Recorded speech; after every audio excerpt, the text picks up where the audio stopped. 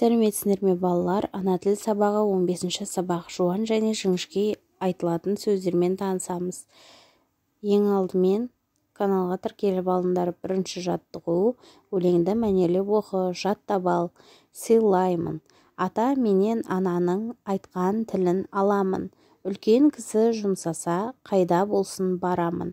Төсекті өзім жинаймын, бекер қарап тұрмаймын.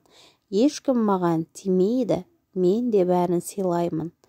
Шәміл Мұхамеджанов. Өлеңдегі қандай бала? Өлеңдегі қандай бала екен балалар?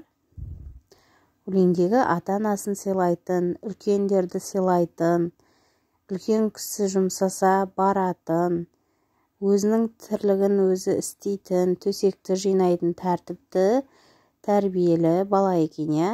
Өзің үлкендерді сыйлайсың ба? Осыған өзің жауап бер. Екінші жаттығу: тыйым сөздерді көшіріп жаз. Үлкеннің алдын кеспе, үлкенмен сөз таластырма.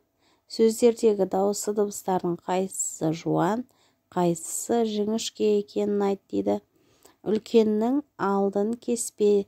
Үлкеннің деген сөз бұл жіңішке дауысты, алдын жуан дауысты, кеспе жіңішке дауысты екен.